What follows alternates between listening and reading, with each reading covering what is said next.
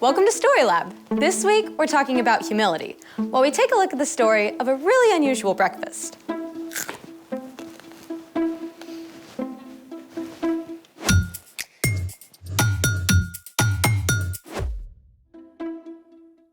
Hey, I'm Skylar. And I'm Sebastian. We're talking about humility, which is putting others first by giving up what you think you deserve. So what are we doing today?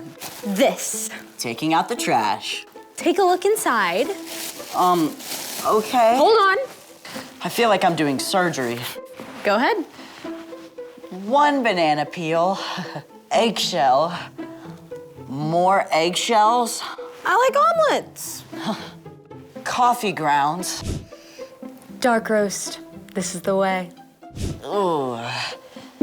Why are we doing an archaeological dig of your breakfast? Not just my breakfast.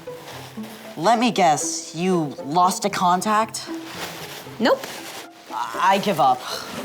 What do you see? A bunch of garbage. I see pure gold. I think you need to get your eyes checked. This stuff can turn into something amazing. What? Ta-da! Dirt. Not just any old dirt. Compost. Compost is decayed organic matter used to fertilize and nourish garden soil. This stuff adds all kinds of nutrients. It can make plants grow like crazy. But how does all that turn into this? I'm so glad you asked. Let's make it. There are actually a bunch of ways to make compost. You can go outside and dig a hole about a foot deep, but you can also just compost on your kitchen counter with a bin like this. So you just dump the stuff into the bin and it turns to compost? Not quite. You need 2 ingredients for your compost recipe, greens and browns.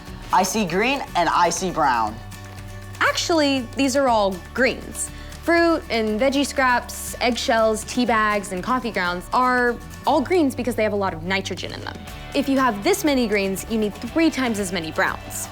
Ooh, will these do? Nope. Browns are rich in carbon, stuff like shredded newspaper, dried leaves, and cardboard. We need to feed our compost with 1 part greens and 3 parts brown. I'm on it. All right, that's 1 green and then 3 brown.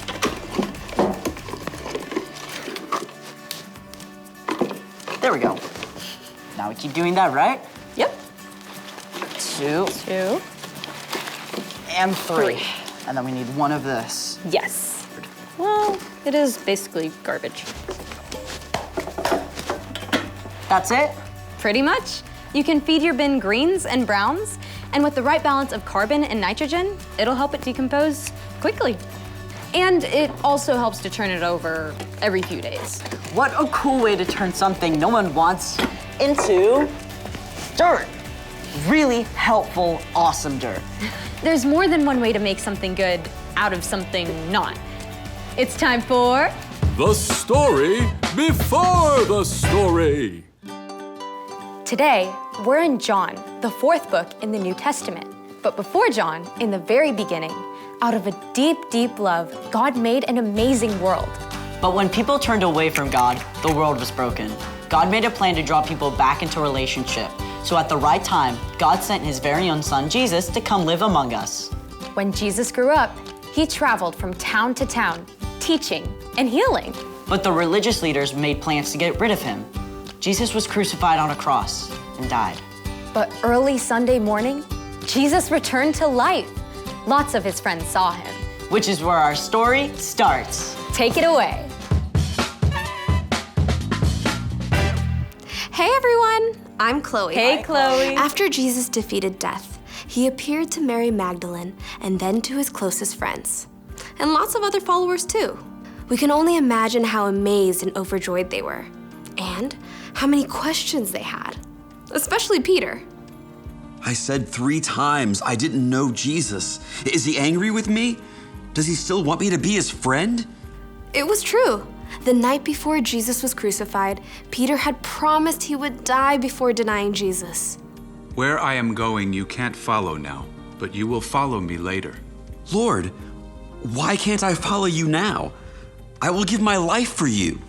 Will you really give your life for me? Before the rooster crows, you will say 3 times that you don't know me. Within hours, Jesus was arrested. Many of Jesus' friends had fled, but Peter followed behind, trying to remain unnoticed. As Jesus was questioned by the high priest, Peter stayed outside, warming himself by a fire. A servant girl questioned him. You aren't one of Jesus' disciples too, are you? Peter was cold and scared, so he let fear take over. I am not. 2 more times, Peter denied knowing Jesus. Then, a rooster crowed, just as Jesus had said, and Peter realized the terrible thing he had done. That had only been a short time before. Even though Jesus was now alive again, Peter wasn't sure what Jesus thought of him. So, Peter did what he often did when something was bothering him. He gathered a few friends and went fishing. All night long, they threw out their nets, but by early morning, they still hadn't caught a single fish. As they returned to shore, they saw a lone figure standing there. Friends, don't you have any fish? No. Throw your net on the right side of the boat. There you will find some fish. That makes 0 sense. Even though it seemed ridiculous, Peter gave it a try. And within moments, the net was so full of fish, they couldn't even pull it onto the boat. It's Jesus. In his excitement, Peter forgot his worries and splashed as fast as he could toward Jesus. When he reached the shore, Peter found that Jesus had already cooked fish over a campfire. Come and have breakfast. Jesus offered the fish and some bread to Peter and his friends. The last time they had eaten together was the night Jesus died. But so much had happened since then.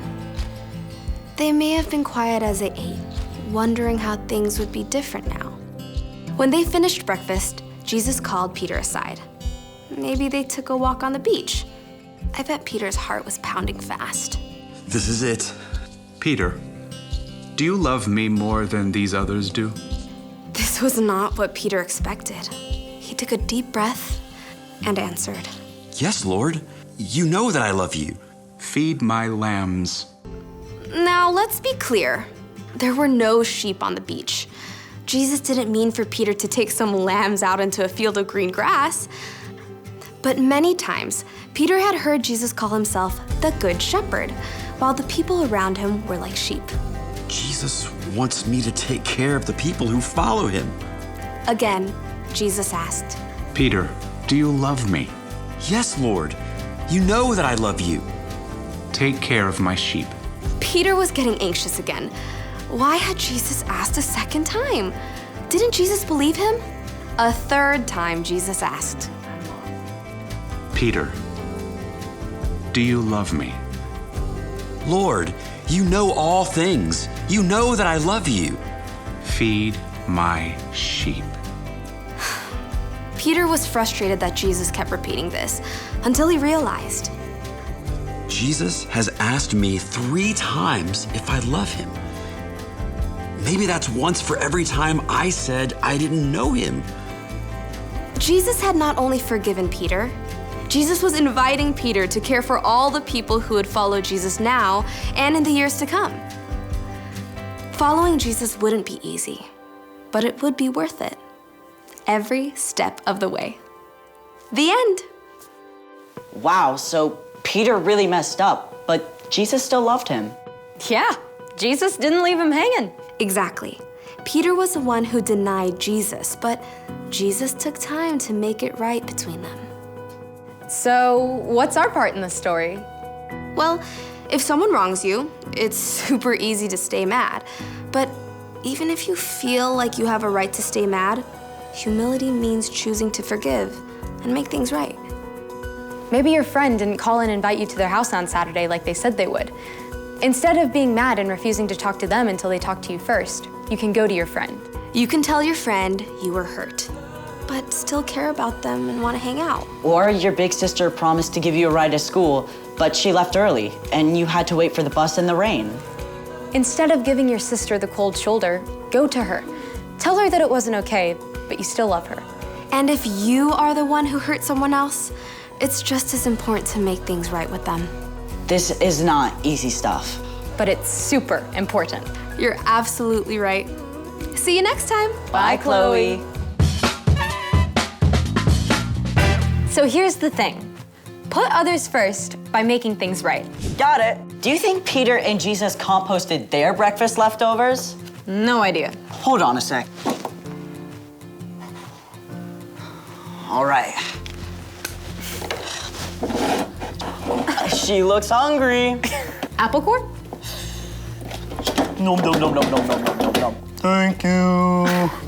Thanks for joining us in the Story Lab. See you next time.